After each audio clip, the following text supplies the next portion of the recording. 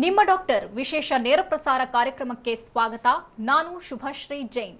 ಒತ್ತಡದ ಜೀವನ, ಬದಲಾಗುತ್ತಿರುವ ಜೀವನ ಶೈಲಿ, ಜನರಿಗೆ ನೂರಾರು ಆರೋಗ್ಯ ಸಮಸ್ಯೆ, ಯಾವ ಸಮಸ್ಯೆಗೆ ಯಾವ ಚಿಕಿತ್ಸೆ ಅನ್ನೋದೇ ದೊಡ್ಡ ಚಿಂತೆ.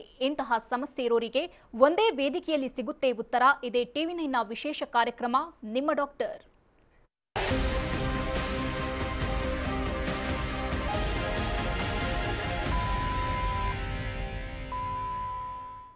ಕಲುಷಿತ ಗಾಳಿ, ಪೋಷಕಾಂಶರಹಿತ ಆಹಾರ, ಅನುಚಿತ ಜೀವನ ಶೈಲಿ, ತಿಂಗಳ ಋತುಚಕ್ರದಲ್ಲಿ ಕ್ರಮಬದ್ಧತೆ ಇಲ್ಲದಿರುವುದು ಕೂಡ ಬಂಜೆತನಕ್ಕೆ ಕಾರಣವಾಗಬಹುದು.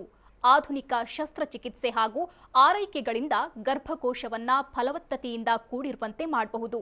ಇನ್ನು ಪುರುಷರು ಕೂಡ ಫಲವತ್ತತೆಯ ದೌರ್ಬಲ್ಯದಿಂದ ಬಂಜೆತನವನ್ನ ಅನುಭವಿಸುತ್ತಾರೆ. ಆದರೆ ಮಕ್ಕಳನ್ನ ಪಡೆಯುವ ಆಸೆ ಬಿಟ್ಟವರು ಸಹ ತಮ್ಮ ಕನಸನ್ನ ನನಸಾಗಿಸಿಕೊಳ್ಳಬಹುದು IVF ಮೂಲಕ. ಹಾಗಾದ್ರೆ ಯಶಸ್ವಿ ಗರ್ಭಧಾರಣೆಗೆ IVF ಎಷ್ಟು ಮುಖ್ಯವಾಗುತ್ತೆ? ಇದರಲ್ಲಿ ದಂಪತಿಗಳ ಪಾತ್ರ ಎಷ್ಟು ಮುಖ್ಯ? ಈ ಬಗ್ಗೆ ಮಾಹಿತಿ ನೀಡಲಿದ್ದಾರೆ ಗರ್ಭಗುಡಿ IVF ಸೆಂಟರ್ನ ಮೆಡಿಕಲ್ ಡೈರೆಕ್ಟರ್ ಡಾಕ್ಟರ್ ಆಶಾ ವಿಜಯ್. ಡಾಕ್ಟರ್, ಕಾರ್ಯಕ್ರಮಕ್ಕೆ ಸ್ವಾಗತ. ನಮಸ್ತೆ. ಇನ್ನು ವೀಕ್ಷಕರೇ, ತಮಗೂ ಕೂಡ ಈ ಸಮಸ್ಯೆ ಇದ್ದಲ್ಲಿ ಟಿವಿ ಸ್ಕ್ರೀನ್ ನಲ್ಲಿರುವಂತಹ ಸಂಖ್ಯೆಗೆ ಕರೆ ಮಾಡಿ ನೇರವಾಗಿ ಡಾಕ್ಟರ್ ಜೊತೆ ಮಾತನಾಡಬಹುದು. ಡಾಕ್ಟರ್, ಮೊದಲನೆಯದಾಗಿ ಬಂಜೆತನ ಅನ್ನುವಂಥದ್ದು ಇತ್ತೀಚಿನ ದಿನಗಳಲ್ಲಿ ಸಾಮಾನ್ಯ ಅನಿಸ್ತಾ ಇದೆ. ಸಾಮಾನ್ಯ ಅಲ್ಲದಿದ್ರೂ ಸ್ವಲ್ಪ ಹೆಚ್ಚಾಗಿ ಕಂಡು ಬರ್ತಾ ಇದೆ. ಇನ್ನು IVF ಮೂಲಕ ಮಕ್ಕಳನ್ನ ಪಡಿಬಹುದು. ಈ IVF ಚಿಕಿತ್ಸೆ ಯಾವ ದಂಪತಿಗೆ ಸೂಕ್ತ? ಆ್ಯಕ್ಚುಲಿ ಜನರಿಗೆ IVF ಬಗ್ಗೆ ಅಷ್ಟು ನಾಲೆಡ್ಜ್ ತುಂಬ ಕಮ್ಮಿ. ಸೊ ನಾನು ಕ್ಯಾಂಪ್ಸಲ್ಲೆಲ್ಲ ನೆನೆ ದಾವಣಗೆರೆಯಲ್ಲಿ ಒಂದು ಕ್ಯಾಂಪ್ ಇತ್ತು. ಆಲ್ಮೋಸ್ಟ್ ಒಂದು 50 ಕಪಲ್ಸ್ ಬಂದಿದ್ದರು. 10 ಇಯರ್ಸ್, 15 ಇಯರ್ಸ್, 20 ಇಯರ್ಸ್ ಮದುವೆ ಆಗಿರುತ್ತೆ. ಬಟ್ ಅವ್ರಿಗೆ ಉನ್ನತ ಚಿಕಿತ್ಸೆ ಇದೆ ಅನ್ನೋದು ಮನವರಿಕೆನೇ ಆಗಿರಲ್ಲ, ನಾಲೆಡ್ಜೇ ಇರಲ್ಲ. ಸೊ ಅವ್ರಿಗೆ ಟ್ಯೂಬಲ್ಲಿ ಪ್ರಾಬ್ಲಮ್ ಇದೆ, ನಮಗೆ ಮಕ್ಕಳಾಗಲ್ಲ ಅಂದ್ಬಿಟ್ರು ಅಂತ ಹಾಗೆ ಟ್ರೀಟ್ಮೆಂಟ್ ಇಲ್ಲದೆ ಕೂತಿರ್ತಾರೆ. ಬಟ್ ಎಷ್ಟು ಮುಂದುವರೆದಿದೆ ಸೈನ್ಸ್ ಆ್ಯಂಡ್ ಟೆಕ್ನಾಲಜಿ ಅಂದರೆ, ಯಾವ ಥರ ಪ್ರಾಬ್ಲಮ್ ಇದ್ದರೂ ನಾವು IVF ಮೂಲಕ ಮಗು ಮಾಡ್ಬೋದು ಇವಾಗ. ಸೊ ಒಂದು ಸತ್ಯ ಬಂಜೆತನ ಅಂತ ಒಂದು ಬಿರುದು ಕೊಟ್ಬಿಟ್ರೆ ಇಡೀ ಲೈಫ್ ಅದರಲ್ಲಿ ಬದುಕೋರು, ಅದರಲ್ಲೇ ಕೊನೆ ಉಸಿರು ಕಾಣೋರು. ಬಟ್ ಆಗಬೇಕಾಗಿರೋದಿಲ್ಲ ಇವಾಗ. ಯಾವ ಪ್ರಾಬ್ಲಮ್ಸ್ ಆಗಲಿ, ಮೇಲ್ ಪ್ರಾಬ್ಲಮ್ಸ್ ಆಗಲಿ, ಸ್ಪರ್ಮ್ಸಲ್ಲಿ ತುಂಬ ಕೊರತೆ ಇರಲಿ, ಟ್ಯೂಬ್ ಬ್ಲಾಕ್ ಆಗಿರಲಿ, ಅಥವಾ ಅವ್ರಿಗೆ ಗರ್ಭಕೋಶದಲ್ಲಿ ಒಳಗಡೆ ಪದರ ಏನಾರ ಬೆಳೀತಾ ಇಲ್ಲದೆ ಇರ್ಬೋದು, ಅಂಥದ್ದಕ್ಕೂ ಒಳ್ಳೆ ಚಿಕಿತ್ಸೆಗಳಿದೆ. ಯಾವುದೇ ಥರ ಪ್ರಾಬ್ಲಮ್ಸ್ ಇದ್ದರೂ IVF ಮೂಲಕ ಅವ್ರಿಗೆ ಮುದ್ದಾದ ಮಗು ಮಾಡ್ಕೋಬೋದು. ಫಸ್ಟು ಅದ್ರ ಬಗ್ಗೆ ಅವ್ರಿಗೆ ಅವೇರ್ನೆಸ್ ಇರಬೇಕು. ಆಮೇಲೆ ಫರ್ಟಿಲಿಟಿ ಎಕ್ಸ್ಪರ್ಟ್ಸ್ ಹತ್ರ ಬಂದು ಅದಕ್ಕೆ ಸೂಕ್ತ ಚಿಕಿತ್ಸೆ ತೊಗೋಬೇಕು. ಪ್ರಾಬ್ಲಮ್ಸ್ ಏನೇ ಆಗಿರಲಿ, ಫೈಬ್ರಾಯ್ಡ್ಸ್ ಕೂತಿರ್ಬೋದು ಗರ್ಭಕೋಶದಲ್ಲಿ, ಮಗು ಆಗೋಕ್ಕೆ ಜಾಗ ಇಲ್ಲದೆ ಇರ್ಬೋದು. ಫೈಬ್ರಾಯ್ಡ್ ತೆಗೆದು ಮತ್ತೆ ಗರ್ಭಕೋಶನ ನಾವು ಮತ್ತೆ ಬೆಳೆಸಿ ಅದು ಅವ್ರಿಗೆ ಎಂಬ್ರಿಯೋ ಟ್ರಾನ್ಸ್ಫರ್ ಮಾಡ್ಬೋದು. ಒಳಗಡೆ ಪಾಲಿಪ್ಸ್ ಇದ್ದರೆ ಅದನ್ನು ತೆಗಿಬೋದು. ಟ್ಯೂಬಲ್ ಬ್ಲಾಕ್ನ ಓಪನ್ ಮಾಡ್ಬೋದು. ಹೈಡ್ರೋಸ್ಯಾಲ್ಪಿಂಗ್ಸ್ ಅಂತ ನೀರು ತುಂಬ್ಕೊಂಡ್ಬಿಟ್ಟಿರುತ್ತೆ ಟ್ಯೂಬ್ಸಲ್ಲಿ TB ಕಾಯಿಲೆಯಿಂದ, ಅದನ್ನು ಟ್ಯೂಬ್ನ ಡೀಲಿಂಕ್ ಮಾಡಿ IVF ಮಾಡ್ಬೋದು. ಆ ಥರ ಚಿಕಿತ್ಸೆಗಳು ಹಲವಾರಿದೆ. ಬಟ್ ಡಾಕ್ಟರ್ಸ್ IVF ಸೆಂಟರ್ ತೊಗೊಂಡೋಗಿ ಅವ್ರ ಮನೆ ಹತ್ರ ಹೋಗೋಕ್ಕಾಗಲ್ಲ. ಕಪಲ್ಸ್ ಇದ್ರ ಬಗ್ಗೆ ನಾಲೆಜ್ ತೊಗೊಂಡು ಸೆಂಟರ್ಸ್ ಹತ್ರ ಬಂದರೆ ಅವ್ರಿಗೆ ಸೂಕ್ತ ಸಲಹೆ ಕೊಡ್ಬಿಟ್ಟು ಅವ್ರಿಗೆ ಟ್ರೀಟ್ಮೆಂಟ್ ಕೊಡ್ತೀವಿ ನಾವು. ಇನ್ನು ಡಾಕ್ಟರ್, ಸಾಮಾನ್ಯವಾಗಿ ಹಾಸ್ಪಿಟಲ್ಗೆ ಹೋಗೋದಂದ್ರೆ ಜನ ಭಯ ಪಡ್ತಾರೆ. ಆದರೆ IVF ಟ್ರೀಟ್ಮೆಂಟ್ ಪ್ರೊಸೀಜರ್ ಹೇಗಿರುತ್ತೆ? ಜನರಿಗೆ ತಾವು ಏನು ಹೇಳ್ತೀರಾ? ತುಂಬ ಇಂಪಾರ್ಟೆಂಟ್ ಅದು. ತುಂಬ ಭಯ ಬೀಳ್ತಾರೆ. IVF ಅಂದರೆ ಸಾಕು, ಒಂದು ಅವ್ರಿಗೆ ತುಂಬ ಪೇಯ್ನ್ ಆಗುತ್ತೆ ಅಂತ ಒಂದು ಮಿಸ್ಕನ್ಸೆಪ್ಷನ್ ಇರುತ್ತೆ. ಇನ್ನೊಂದು ತುಂಬ ದುಡ್ಡು ಖರ್ಚಾಗತ್ತೆ ಅಂತ ಇನ್ನೊಂದು ಇರುತ್ತೆ ಅವ್ರಿಗೆ. ಸೊ ಬಟ್ ಅದು ಎರಡೂ ತಪ್ಪು. ಯಾರೋ ಬೇರೆಯವ್ರು ಇಗ್ನೋರೆಂಟ್ ಪೀಪಲ್ ಹೇಳ್ತಾರೆ ಅಂತ ಅವ್ರು ಅದನ್ನು ನಿಜ ಅಂದ್ಕೊಂಡು ಮನೇಲಿ ಇರಬಾರ್ದು. ಆಮೇಲೆ ಸುಮಾರು ಜನ ನೀವು ನೋಡಿರ್ಬೋದು, ಈ ಹರಕೆ, ಇದು ತಾಯ್ತ ಮತ್ತು ತೀರ್ಥಯಾತ್ರೆ ಅನ್ನೋದ್ರಲ್ಲೇ ಟೈಮ್ ವೇಸ್ಟ್ ಮಾಡಿಬಿಡ್ತಾರೆ. ನೀವು ಕರೆಕ್ಟು ಸ್ಪಿರಿಚುಯಾಲಿಟಿ ಕಡೆಗೂ ಹೋಗಬೇಕು, ಅದನ್ನೂ ಮಾಡಬೇಕು. ಬಟ್ ಡಾಕ್ಟ್ರ್ ಹತ್ರನೂ ಬಂದು ಅವ್ರಿಗೆ ಟ್ರೀಟ್ಮೆಂಟ್ ತೊಗೊಂಡ್ರೆ ಎರಡೂ ಸೇರಿ ಅವ್ರಿಗೆ ಇನ್ನೂ ಜಾಸ್ತಿ ಸಕ್ಸಸ್ ರೇಟ್ಸ್ ಆಗುತ್ತೆ. ಸೊ ಒಂದ್ಸಲಿ ಕಪಲ್ ಬಂದ್ಬಿಟ್ಟು ಇವ್ರಿಗೆ IVF ಬೇಕು ಅಂದಾಗ ಅವ್ರ ಪೀರಿಯಡ್ ಆಗಿ 2ನೇ ದಿವಸದಿಂದ ಅವ್ರಿಗೆ ಟ್ರೀಟ್ಮೆಂಟ್ ಸ್ಟಾರ್ಟ್ ಆಗುತ್ತೆ. ಸೊ ಆಲ್ಮೋಸ್ಟ್ ಒಂದು 14-15 ಡೇಸ್ ಅವ್ರಿಗೆ ಇಂಜೆಕ್ಷನ್ಸ್ ಇರುತ್ತೆ. ಅಕಸ್ಮಾತ್ ಅವ್ರು ಡೈಲಿ ಹಾಸ್ಪಿಟ್ಲಿಗೆ ಬರೋಕ್ಕಾಗಲಿಲ್ಲ ಅಂತಂದರೆ ನಮ್ಮ ಟ್ರೈನ್ಡ್ ನರ್ಸಸ್ಸೇ ಅವ್ರಿಗೆ ಮನೆಗೆ ಹೋಗಿ ಇಂಜೆಕ್ಷನ್ಸ್ ಕೊಡ್ತಾರೆ. ಸೊ ಆ ಇಂಜೆಕ್ಷನ್ಸ್ ತೊಗೊಂಡು ಎಲ್ಲ ಎಗ್ಸು ಬೆಳೆದ ಮೇಲೆ ಅದನ್ನು ಅನಸ್ಥೀಸಿಯಾ ಕೊಟ್ಟು ಕಂಪ್ಲೀಟ್ ಪೇನ್ಲೆಸ್ ಪ್ರೊಸೀಜರು ಎಗ್ಸ್ನೆಲ್ಲ ಆಚೆ ತೊಗೊಳ್ತೀವಿ. ಹಸ್ಬೆಂಡ್ ಸ್ಪರ್ಮ್ಸ್ನ ನಾವೇ ಎಗ್ಗೊಳಗಡೆ ಇಂಜೆಕ್ಟ್ ಮಾಡಿ ಭ್ರೂಣಗಳನ್ನ ಕ್ರಿಯೇಟ್ ಮಾಡ್ತೀವಿ. ಅದು ನಮ್ಮ ಲ್ಯಾಬಲ್ಲಿ ತುಂಬ ಒಳ್ಳೆ ಎನ್ವೈರ್ಮೆಂಟಲ್ಲಿ ಆ ಭ್ರೂಣಗಳು ಬೆಳೆಯುತ್ತೆ. ನಿಧಾನಕ್ಕೆ ತುಂಬ ಜೆಂಟಲಾಗಿ ಪೇನ್ಲೆಸ್ ಆಗಿ ಅವ್ರ ಗರ್ಭಕೋಶದೊಳಗೆ ನಾವು ಭ್ರೂಣ ಟ್ರಾನ್ಸ್ಫರ್ ಮಾಡ್ತೀವಿ. ಅದು ಮುಗಿದ ಮೇಲೆ 15 ಡೇಸ್ ಅವರು ಮನೇಲಿ ಸ್ವಲ್ಪ ರೆಸ್ಟಲ್ಲಿ ಇರಬೇಕು, ತುಂಬ ಸ್ಟ್ರೆಸ್ ಮಾಡ್ಕೋಬಾರ್ದು. ಆಮೇಲೆ ಪ್ರೆಗ್ನೆನ್ಸಿ ಟೆಸ್ಟಲ್ಲಿ ಗೊತ್ತಾಗುತ್ತೆ ಈ ಭ್ರೂಣಗಳು ಒಳಗಡೆ ಅಂಟ್ಕೊಂಡಿದ್ಯಾ, ಪಾಸಿಟಿವ್ ಬಂದಿದೆಯಾ, ನೆಗೆಟಿವ್ ಬಂದಿದೆಯಾ ಅಂತ. ಇನ್ನು ಡಾಕ್ಟರ್, ಎಷ್ಟು ದಿನಗಳ ಟ್ರೀಟ್ಮೆಂಟ್ IVF? ಒಂದು ಫಸ್ಟು ಹಸ್ಬೆಂಡ್ ವೈಫ್ ಬಂದು ಡಾಕ್ಟ್ರ್ ಹತ್ರ ಬಂದಾಗ ಅವ್ರಿಗೆ ಯಾರಲ್ಲಿ ಪ್ರಾಬ್ಲಮ್ ಅಂತ ಫಸ್ಟು ನಾವು ಕುಲಂಕುಷವಾಗಿ ಅವ್ರಿಗೆ ಇನ್ವೆಸ್ಟಿಗೇಷನ್ಸ್ ಮಾಡ್ತೀವಿ. ಅದೆಲ್ಲ 1 ಮಂತ್ ಟೈಮ್ ಆಗ್ಬೋದು. ಆಮೇಲೆ ಅವ್ರಿಗೆ IVF ಚಿಕಿತ್ಸೆ ಆದಮೇಲೆ 1 ಮಂತ್ ಟೈಮ್ ಇರುತ್ತೆ. ಅಪ್ರಾಕ್ಸಿಮೇಟ್ಲಿ 2 to 3 ಮಂತ್ಸ್ ಅಂತ ಇಟ್ಕೋಬೋದು. ಇನ್ನು ಒಬ್ರು ಕಾಲರ್ ಇದ್ದಾರೆ ಡಾಕ್ಟರ್ ಆನಂದ್ ಅಂತ ಬೆಂಗಳೂರಿಂದ ಕರೆ ಮಾಡಿದ್ದಾರೆ. ನಮಸ್ತೆ ಆನಂದ್ ಅವರೇ. ಆನಂದ್ ಅವರೇ, ನನ್ನ ಧ್ವನಿ ಕೇಳಿಸ್ತಿದ್ಯಾ?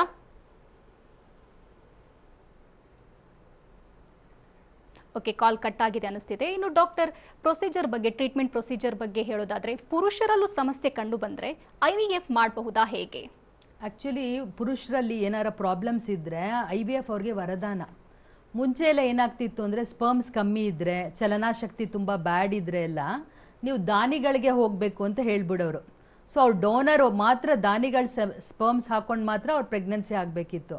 ಬಟ್ ಇವಾಗ ಎಷ್ಟು ಮುಂದುವರೆದಿದೆ ಇದು ಸೈನ್ಸ್ ಅಂದರೆ, ಅವ್ರದ್ದೇ ಸ್ಪರ್ಮಲ್ಲಿ, ಅವ್ರದ್ದೇ ಗ್ಯಾಮಿಡ್ಸಲ್ಲಿ, ಅವ್ರದ್ದೇ ವಂಶವಾಹಿನಿಲಿ ಅವ್ರು ಮಗು ಮಾಡ್ಕೋಬೋದು. ಕೌಂಟ್ಸ್ ಏನಾರ ತುಂಬ ಕಮ್ಮಿ ಇತ್ತು ಅಂತಂದರೆ ನಾವು ಡೈರೆಕ್ಟಾಗಿ ಅವ್ರ ಎಪಿಡೈಡಮಿಸ್ ಅಥವಾ ಟೆಸ್ಟಿಸಿಂದ ಸ್ಪರ್ಮ್ಸ್ ತೊಗೊಂಡು ಅವ್ರಿಗೆ ಟ್ರೀಟ್ಮೆಂಟ್ ಕೊಡ್ತೀವಿ. ಅಕಸ್ಮಾತ್ ಸ್ಪರ್ಮ್ಸ್ ಎಲ್ಲ ತುಂಬ ಬ್ಯಾಡ್ ಇತ್ತು ಅಂದರೆ ಇವಾಗೆಲ್ಲ ಮ್ಯಾಕ್ಸ್ ಅಂತ ಬಂದಿದೆ, ಮ್ಯಾಗ್ನೆಟಿಕ್ ಸಾರ್ಟರ್ ಅಂತ, ಮೈಕ್ರೋಫ್ಲೂಡಿಕ್ಸ್ ಅಂತ ಬಂದಿದೆ. ಅದೆಲ್ಲ ತುಂಬ ಮುಂದುವರೆದ ಭಾಗ. ಸೊ ಅದರಲ್ಲೇ ನಾವು ಪ್ರೆಗ್ನೆನ್ಸಿ ಅವ್ರದ್ದೇ ಸ್ಪರ್ಮು ಮತ್ತು ಅವ್ರದ್ದೇ ಎಗ್ಗಲ್ಲಿ ಮಾಡಬಹುದು. ಓಕೆ ಡಾಕ್ಟರ್, ಕಾಲರ್ ಇದ್ದಾರೆ ಆನಂದ್ ಅಂತ ಬೆಂಗಳೂರಿನಿಂದ. ನಮಸ್ತೆ ಆನಂದ್ ಅವರೇ. ಹಲೋ, ಡಾಕ್ಟರ್ ಇದ್ದಾರೆ, ಮಾತನಾಡಿ. ನಮಸ್ತೆ ಮೇಡಮ್.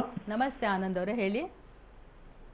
ಮೇಡಮ್, ನಮ್ಮ ವೈಫ್ಗೆ ಲೈಕ್ ಲಾಸ್ಟ್ 12 years ಆಗಿದೆ ಹಾಂ ಕನ್ಸೀವ್ ಆಗಿ. ಈಗ ರೀಸೆಂಟ್ ಆಗಿ ಆದ್ರೂ 2 years ಮುಂಚೆ ಹಾಂ ಡಾಕ್ಟರ್ ರಮೇಶ್ ಅಂದ್ಬಿಟ್ಟು ಅವ್ರ ಹತ್ರ ತೋರಿಸಿದ್ರೆ IVF ಆಗಿತ್ತು. ಹಾಂ ಈಗ ಬೇಬಿಗೆ 1 year 4 months ಆಗಿದೆ. ಓಕೆ. ಸೊ ತಿರ್ಗಾ IVF ಮಾಡಿಸ್ಬೇಕಂದ್ರೆ ಅದು ಏನೋ ಗ್ಯಾಪ್ ಇದೆಯಲ್ಲ, ಇಮಿಡಿಯೇಟ್ ನೆಕ್ಸ್ಟ್ ಆಫ್ಟರ್ 1 year ಮಾಡ್ತೀವಿ.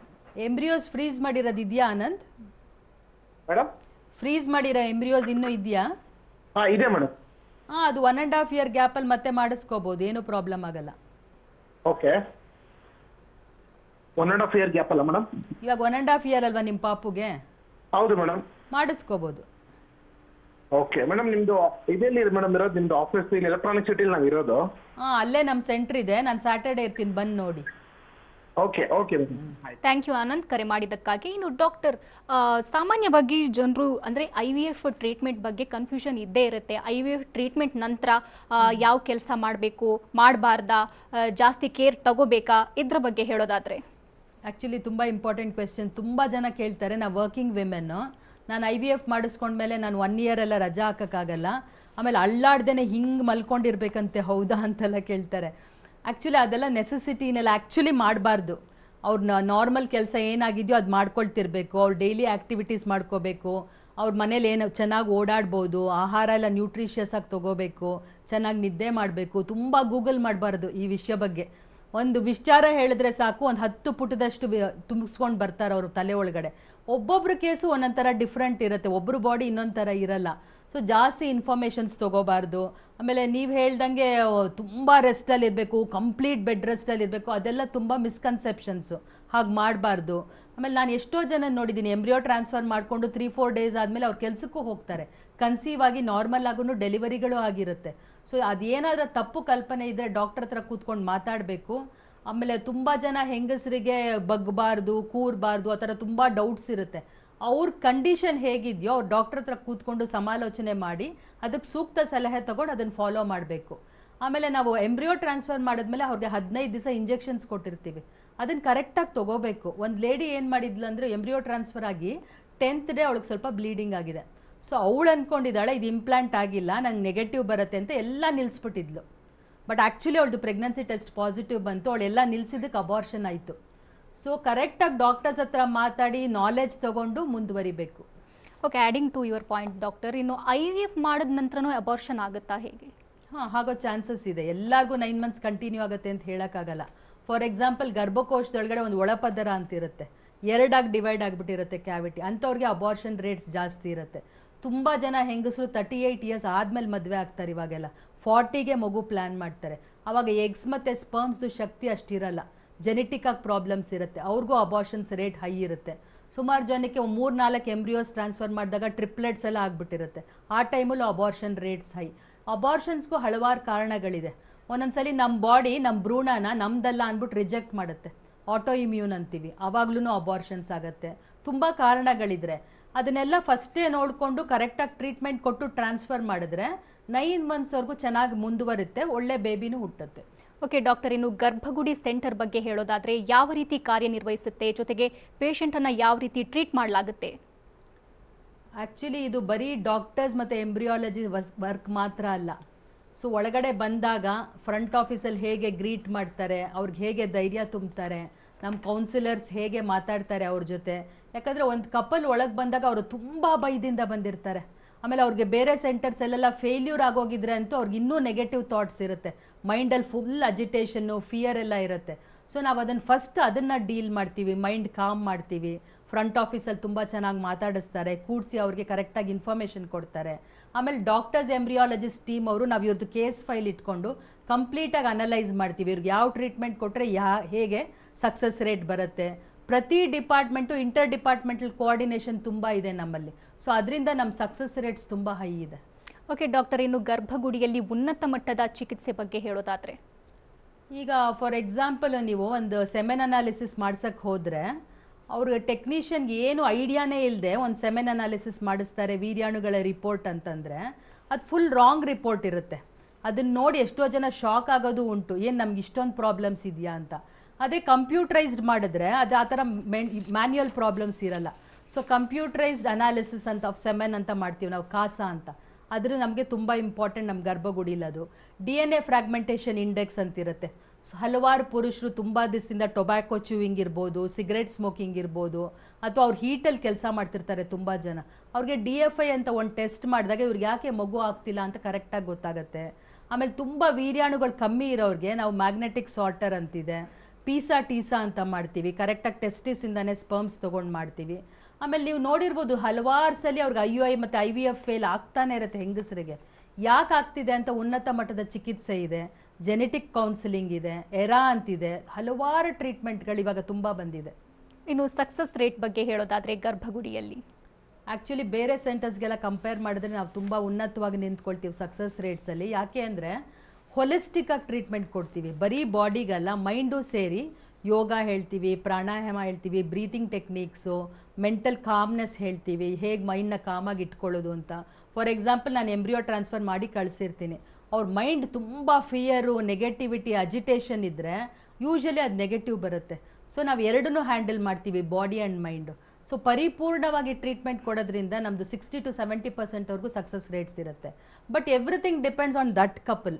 ಫಾರ್ ಎಕ್ಸಾಂಪಲ್ ನಿಮ್ಮ ಏಜ್ ಮೇಲೆ, ನಿಮ್ಮ ಪ್ರಾಬ್ಲಮ್ಸ್ ಮೇಲೆ ಸಕ್ಸಸ್ ರೇಟ್ ಡಿಫೈನ್ ಆಗುತ್ತೆ. ಎಲ್ಲರಿಗೂ ಒಂದು ಯೂನಿವರ್ಸಲ್ ರೇಟ್ ಅಂತ ನಾವು ಹೇಳೋದಕ್ಕಾಗಲ್ಲ. ಇನ್ನು ಫ್ರೀ ಕ್ಯಾಂಪ್ ಅಂತೂ ನೀವು ಮಾಡ್ತಾನೆ ಇರ್ತೀರಿ, ಎಲ್ಲೆಲ್ಲಿ ರೀಸೆಂಟಾಗಿ ಮಾಡ್ತಿದ್ದೀರಾ? ನಾನು ಹೇಳಿದ್ನಲ್ಲ ನಿನ್ನೆ ದಾವಣಗೆರೆಯಲ್ಲಿತ್ತು ಅಂತ, ತುಂಬ ಜನ ಕಪಲ್ಸ್ ಬಂದು ಲಾಸ್ಟ್ ಮಂತ್ ಕನಕ್ಪುರದಲ್ಲಿತ್ತು. ನೆಕ್ಸ್ಟ್ ಇವಾಗ ಸಿರಾಲಿ, ಕೋಲಾರಲ್ಲಿ, ಹೊಸೂರಲ್ಲಿ ಎಲ್ಲ ಹಬ್ಕೊಂಡಿದ್ದೀವಿ. 25 ನವಂಬರ್ ನಾವು ಮಹದೇವಪುರದಲ್ಲಿ ಮಾಡ್ತಾ ಇದ್ದೀವಿ. ಸೊ ಸುತ್ತಮುತ್ತ ಇರೋ ಕಪಲ್ಸ್ ಎಲ್ಲ ಅದ್ರ ಉಪಯೋಗ ಪಡ್ಕೋಬೇಕು. ಫ್ರೀ ಸೆಮೆನ್ ಅನಾಲಿಸಿಸ್ ಇರುತ್ತೆ, ನಮ್ಮ ಟೀಮ್ ಹೋಗ್ಬಿಟ್ಟು ಮಾಡ್ತಾರೆ. ಫ್ರೀ ಮೆಡಿಸನ್ಸು ನಾವು ವಿಚಾರ ಮಾಡ್ತೀವಿ, ಎಲ್ರಿಗೂ ಕೊಡ್ತೀವಿ. ನಮ್ಮ ಕೌನ್ಸಿಲರ್ಸು ಡಾಕ್ಟರ್ಸ್ ಕೂತ್ಕೊಂಡು ಈ ಕಪಲ್ ಏನು ನೆಕ್ಸ್ಟ್ ಹಾದಿ ಅಂತ ನಾವು ಕರೆಕ್ಟಾಗಿ ಡಿಫೈನ್ ಮಾಡಿ ಹೇಳ್ತೀವಿ. ಇದ್ರ ಉಪಯೋಗ ಪಡ್ಕೋಬೇಕು. ಮಾರತ್ತಹಳ್ಳಿ ಸೆಂಟ್ರ್ ಹತ್ರ ಮಹದೇವಪುರ ಅಂತ, November 25th. ಓಕೆ ಡಾಕ್ಟರ್, ಮತ್ತಷ್ಟು ಮಾಹಿತಿ ತಮ್ಮಿಂದ ಪಡಿತೇನೆ. ಸೌಜನ್ಯ ಬೆಂಗಳೂರಿನಿಂದ ಕರೆ ಮಾಡಿದ್ದಾರೆ. ನಮಸ್ತೆ ಸೌಜನ್ಯ ಅವರೇ. ಸೌಜನ್ಯ ಅವರೇ, ನನ್ನ ಧ್ವನಿ ಕೇಳಿಸ್ತಿದ್ಯಾ? ಕೇಳಿಸ್ತಾ ಇದೆ ಮೇಡಮ್. ಡಾಕ್ಟರ್ ಇದ್ದಾರೆ, ಮಾತನಾಡಿ. ಮೇಡಮ್ ನಮಸ್ತೆ ಮೇಡಮ್. ನಮಸ್ತೆ ಸೌಜನ್ಯ, ಹೇಳಿ ಮೇಡಮ್. ನಾವು ನಿಮ್ಮ ಹತ್ರ ಟ್ರೀಟ್ಮೆಂಟ್ ತಗೊಂಡು ನನಗೆ ಮಗಳಿದ್ದಾಳೆ ಇವಾಗ, ಸೌಜನ್ಯ ಸುರೇಶ್ ಅಂದ್ಬಿಟ್ಟು. ಜ್ಞಾಪಕ ಇದೆ. ಮೇಡಮ್ ಅದಾದ ಕಟ್ಟಾಯ್ತು ಮೇಡಮ್. ಕೇಳಿಸ್ತಾ ಇಲ್ಲ ಸೌಜನ್ಯ? ಕೇಳಿಸ್ತಾ ಇಲ್ಲ ಮೇಡಮ್, ಹೇಳಿ ಇವಾಗ. ಮಾತಾಡಿ ಸೌಜನ್ಯ ಅವರೇ. ಮೇಡಮ್ ಅದಾದ್ಮೇಲೆ ಮತ್ತೆ ಪ್ರೆಗ್ನೆನ್ಸಿ ಏನಿಲ್ಲ, ಅದು IUI ಆಗಿದ್ದು ಮೇಡಮ್ ಫಸ್ಟ್ ಟೈಮು. ಹೌದು. ಮತ್ತೆ ಅದೇ ತರ ಮಾಡಿಸ್ಬೇಕಾ ಹೆಂಗೆ ಮೇಡಮ್? ನಿಮ್ಗೆ ಇವಾಗ ಏಜ್ 30 ಮೇಡಮ್. 30 ಆಗಿದ್ರೆ ನೀವು ಬಂದು ಎಲ್ಲ ಒಂದು ಸ್ವಲ್ಪ ಟೆಸ್ಟ್ಗಳು ಮತ್ತೆ ಮಾಡಿಸಿದ್ರೆ ನಿಮ್ಗೆ ಯಾವ ಟ್ರೀಟ್ಮೆಂಟ್ ಕೊಡಬೇಕು ಅಂತ ನಾವು ಕರೆಕ್ಟಾಗಿ ಹೇಳ್ತೀವಿ. ಪೀರಿಯಡ್ ಆಗಿದ್ದು 2nd or 3rd ಡೇ ಬಂದು ನನ್ನ ನೋಡಿ ಒಂದ್ಸಲಿ. ಥ್ಯಾಂಕ್ ಯು ಸೌಜನ್ಯ, ಕರೆ ಮಾಡಿದ್ದಕ್ಕಾಗಿ. ಇನ್ನು ಡಾಕ್ಟರ್, TB ಇರೋರು ಕೂಡ IVF ಮಾಡ್ಬೋದಾ, ಹೇಗೆ? Very important. ಆ್ಯಕ್ಚುಲಿ ಇಂಡಿಯಾಲಿ TB ಕಾಯಿಲೆ ತುಂಬ ಬರುತ್ತೆ. ಲಂಗ್ಸಿಗೆ ಅದು ಪ್ರೈಮರಿಲಿ ಅಫೆಕ್ಟ್ ಆಗುತ್ತೆ. ಬಟ್ ಅದು ಯೂಟ್ರಸ್ಗೆ ಟ್ಯೂಬ್ಸ್ದು ಅಫೆಕ್ಟ್ ಮಾಡಿಬಿಡುತ್ತೆ. ಸೊ ಹೆಂಗಸರಿಗೆ ಅದು ಯೂಟ್ರಸ್ಸು ಟ್ಯೂಬ್ಸ್ ಅಫೆಕ್ಟ್ ಆದಾಗ ಅವ್ರಿಗೆ ಅಷ್ಟು ಸಿಮ್ಟಮ್ಸ್ ಇರಲ್ಲ. ಲಂಗ್ಸಲ್ಲಿ ಆದರೆ ಅವ್ರ ಕೆಮ್ಮು ಫೀವರು ಎಲ್ಲ ಗೊತ್ತಾಗ್ಬಿಡುತ್ತೆ. ಒಳಗಡೆ ಜೆನೈಟಲ್ ಆರ್ಗನ್ಸ್ ಆದಾಗ ಅವ್ರಿಗೆ ಅಷ್ಟು ಗೊತ್ತೇ ಇರಲ್ಲ. ಸೊ ನಾವು ಟೆಸ್ಟ್ ಮಾಡ್ತೀವಿ TB ಪರೀಕ್ಷೆಗೆ, ಒಳಗೆ ಪದರದಿಂದ ಬಯೋಪ್ಸಿ ತೆಗೆದು ಕಳಿಸ್ತೀವಿ. TB ಏನಾರ ಪಾಸಿಟಿವ್ ಬಂತು ಅಂತಂದರೆ ಅವ್ರು ಫಸ್ಟು 6 to 9 months ಟ್ರೀಟ್ಮೆಂಟ್ ತೊಗೋಬೇಕು. ಅದಾದಮೇಲೆ ಅವ್ರಿಗೆ IVF ಮೂಲಕ ಎಲ್ಲ ಮಾಡ್ಬೋದು. ಒಂದು ನನಗೆ ಲೇಡಿ ಜ್ಞಾಪಕ ಬರ್ತಾ ಇದ್ದಾರೆ, 6 IUIs ಫೇಲ್ ಆಗಿತ್ತು ಅವ್ರಿಗೆ ಬೇರೆ ಕಡೆ. ಬಂದು ತೋರಿಸ್ಕೊಂಡಾಗ ಅವ್ರಿಗೆ TB ಪಾಸಿಟಿವ್ ಬಂತು. ಅವ್ರಿಗೆ 9 months ಚಿಕಿತ್ಸೆ ಕೊಟ್ಟು ಆಮೇಲೆ IVF ಮಾಡಿದ್ವಿ. ಅವ್ರಿಗೆ ಇವಾಗ ಒಂದು 10-year-old ಮಗ ಇದ್ದಾರೆ. ಸೊ ಆ ಥರ TB ಇದ್ದರೆ ಭಯ ಪಡಬೇಕಾಗಿಲ್ಲ, ಅದಕ್ಕೂ ಟ್ರೀಟ್ಮೆಂಟ್ ಆಪ್ಷನ್ಸ್ ಇದೆ. ಓಕೆ ಡಾಕ್ಟರ್, ಒಬ್ರು ಕಾಲರ್ ಇದ್ದಾರೆ, ವಿನೋದ್ ಅಂತ ಬೆಳಗಾವಿಯಿಂದ ಕರೆ ಮಾಡಿದ್ದಾರೆ. ನಮಸ್ತೆ ವಿನೋದ್ ಅವರೇ. ನಮಸ್ಕಾರ ಮೇಡಮ್. ಡಾಕ್ಟರ್ ಇದ್ದಾರೆ, ಸಮಸ್ಯೆ ಹೇಳ್ಕೊಳ್ಳಿ. ಹಾ ಮೇಡಮ್ ಹೇಳಿ ಸರ್, ಹೇಳಿ ಮೇಡಮ್. ನಮ್ದು ಒಂದು ಸ್ವಲ್ಪ ಈಗ 10 year ಆಯ್ತು ಮೇಡಮ್ ಮದುವೆಯಾಗಿ. ಹಾಂ. ಆದ್ರೆ ಮೊದ್ಲು ಒಂದು 5-6 ವರ್ಷ ಅಂದ್ರೆ ಏನಾಗುದಿಲ್ಲ. ಆದ್ರೆ ಮುಂದೆ ಈಗ 3 years ಬ್ಯಾಕ್ ಮೇಡಮ್ ಹಾಂ ಒಂದು 3.5 ತಿಂಗಳು ಆಗಿತ್ತು ಮೇಡಮ್. 3.5 ತಿಂಗಳು ಆದ ನಂತರ ಅದು ಫೇಲರ್ ಆಯ್ತು. ಅಂದ್ರೆ ಅದು ಇದಕ್ಕಿಲ್ಲ ಆಯ್ತು ಮೇಡಮ್, ಅದು ವಾಡ್ತಿಲ್ಲ ಆಗಿತ್ತು ಅದಕ್ಕೆ. ಆಮೇಲೆ ಅದು ಆಪರೇಷನ್ ಮಾಡ್ಬೇಕಾಗ್ತು ಮೇಡಮ್. ಆಪರೇಷನ್ ಮಾಡಿದ ನಂತರ ಪೀರಿಯಡ್ ನಂತರ ಮಂತ್ಲಿ ಪೀರಿಯಡ್ ಆಗ್ತಾ ಇಲ್ಲ ಮೇಡಮ್. ಅಂದ್ರೆ ನಾ ಯಾಕೆ ಮಾತಾಡ್ತೀನಿ ಅಂದ್ರೆ ಮೇಡಮ್, ಅವ್ ನಮ್ ಮಿಸಸ್ ಮೈಂಡ್ ಒಂದ್ ಸ್ವಲ್ಪ ಸ್ಟ್ರಿಕ್ಟ್ ಇರ್ತದೆ ಮೇಡಮ್. ಯಾಕೆ ನೆನಪಿರಲ್ಲ, ಮುಂದೆ ಗೊತ್ತಿಲ್ಲ. ತೋರಿಸಿದ್ದೀರಾ ನೀವು ಡಾಕ್ಟರ್ಸ್ ಹತ್ರ? ತೋರಿಸಿದೀನಿ ಮೇಡಮ್. ಒಂದ್ಸಲಿ ಬ್ಯಾಂಗ್ಳೂರಿಗೆ ಬಂದು ಒಂದು ಎಲ್ಲ ರಿಪೋರ್ಟ್ಸ್ ತರ್ತೀರಾ? ತರ್ತೀನಿ ಮೇಡಮ್.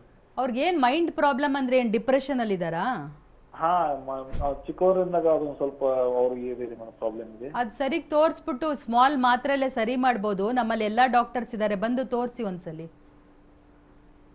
ಥ್ಯಾಂಕ್ ಯು ವಿನೋದ್, ಕರೆ ಮಾಡಿದ್ದಕ್ಕಾಗಿ. ಇನ್ನು ಡಾಕ್ಟರ್, ಎಗ್ ಫ್ರೀಸ್ ಬಗ್ಗೆ ಸಾಮಾನ್ಯ ಜನರಿಗೆ ನಾಲೆಜ್ ಇಲ್ವೇ ಇಲ್ಲ, ಇದ್ರ ಬಗ್ಗೆ ಹೇಳೋದಾದ್ರೆ? ಫಸ್ಟ್ ಆಫ್ ಆಲ್ IVF ಬಗ್ಗೆನೇ ನಾಲೆಜ್ ಇಲ್ಲ. ಈ ಊಸೈಡ್ ಫ್ರೀಸಿಂಗ್ ಅಂತ, ಎಗ್ ಫ್ರೀಸಿಂಗ್ ಅಂತ ಹೇಳ್ತಿದ್ದೀರಲ್ಲ, ಅದು ತುಂಬ ರೀಸೆಂಟ್ ಡೆವಲಪ್ಮೆಂಟು.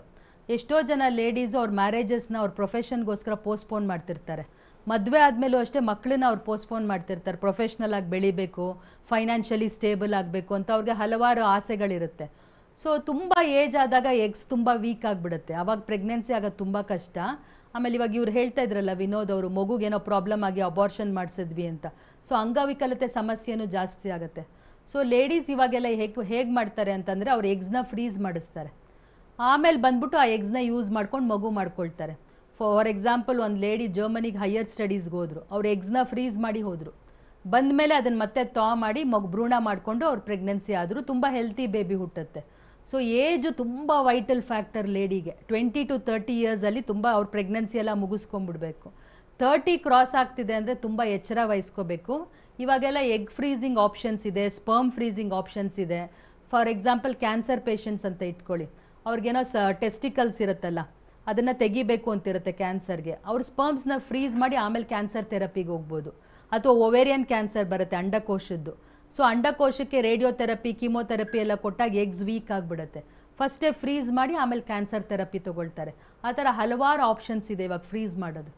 ಓಕೆ ಡಾಕ್ಟರ್, ಇನ್ನು ಅತಿಯಾದ ತೂಕ ಜೊತೆಗೆ ಕಡಿಮೆ ತೂಕ ಕೂಡ ಬಂಜೆತನಕ್ಕೆ ಕಾರಣ ಆಗುತ್ತೆ? ಡೆಫಿನೆಟ್ ಆಗಿ. ಇವಾಗ ನೋಡ್ತಿರ್ಬೋದು ನೀವು, ಒಬೇಸಿಟಿ ಅನ್ನೋ ದೊಡ್ಡ ಪಿಡುಗಾಗ್ಬಿಟ್ಟಿದೆ. ಸೊ BMI ಅಂತ, ಬಾಡಿ ಮಾಸ್ ಇಂಡೆಕ್ಸ್ ಅಂತಿದೆಯಲ್ಲ, ಅದು ತುಂಬ ಚೆನ್ನಾಗಿ 22 to 24 ಮೇಂಟೈನ್ ಮಾಡಬೇಕು. ತುಂಬ ನಿಮ್ಮದು ತೂಕ ಜಾಸ್ತಿ ಆಗ್ತಿದೆ, BMI 25 ಕ್ರಾಸ್ ಆಗ್ತಿದೆ, 30 ಕ್ರಾಸ್ ಆಗ್ತಿದೆ ಅಂದರೆ ಹಾರ್ಮೋನ್ಸ್ ಎಲ್ಲ ಹೆಚ್ಚು ಕಮ್ಮಿ ಆಗಿರುತ್ತೆ. ನೀವು ಕೇಳಿರ್ಬೋದು ಪಾಲಿಸಿಸ್ಟಿಕ್ ಒವೇರಿಯನ್ ಡಿಸೀಸ್ ಅಂತ. ಅದರಲ್ಲಿ ಫಸ್ಟ್ ಬರೋದೇ ಸ್ಥೂಲ ದೇಹ, ಆಮೇಲೆ ಸೈಕಲ್ಸ್ ಇರ್ರೆಗ್ಯುಲರ್ ಆಗುತ್ತೆ, ಆಮೇಲೆ ಬಂಜೆತನ. ಇದೆಲ್ಲ ಒಂದು ಸೈಕಲ್ಲು. ಅದೇ ಥರ ತುಂಬ ಕಮ್ಮಿ ತೂಕ ಇರ್ತಾರಲ್ಲ, ಫ್ಯಾಟೇ ಇರಲ್ಲ ಮೈಯಲ್ಲಿ, ಅವ್ರಿಗೂ ಕನ್ಸೆಪ್ಷನ್ ಕಷ್ಟ ಆಗುತ್ತೆ. ಸೊ ತುಂಬ ಜಾಸ್ತಿ 0 ಸೈಜ್ ಅಂದ್ಬಿಟ್ಟು ಎಕ್ಸೆಸಿವ್ ಎಕ್ಸಸೈಸ್ ಮಾಡೋದು, ಸಿವಿಯರ್ ಡಯಟಿಂಗ್ ಮಾಡೋದು ಎಲ್ಲ ಮಾಡ್ತಾರಲ್ಲ, ಅವ್ರಿಗೂ ಕನ್ಸೆಪ್ಷನ್ ಇಶ್ಯೂ ಆಗುತ್ತೆ. ಸೊ ರೈಟ್ ವೆಯ್ಟ್ ಇದ್ದರೆ ಅವ್ರು ರೈಟ್ ಕನ್ಸೆಪ್ಷನ್ ಆಗುತ್ತೆ. Thank you so much doctor, ಸಾಕಷ್ಟು ಮಾಹಿತಿ ವಿಚಾರ ಹಂಚಿಕೊಂಡಿದ್ದಕ್ಕಾಗಿ. ನಮಸ್ತೆ. ಇನ್ನು ಡಾಕ್ಟರನ್ನು ನೇರವಾಗಿ ಭೇಟಿಯಾಗಬೇಕು ಅಂದರೆ ಅಡ್ರೆಸ್ ಪ್ಲೇಟ್ ಇಂತಿದೆ. Garbhagudi IVF centre, Hanumanthanagar, Jayanagar, Kalyananagar, Electronic City ಮತ್ತು ಮಾರಥಹಳ್ಳಿ. ದೂರವಾಣಿ ಸಂಖ್ಯೆ 8800000909, ಮತ್ತೊಂದು ಸಂಖ್ಯೆ 9148038971, ಮತ್ತೊಂದು ಸಂಖ್ಯೆ 9148499992.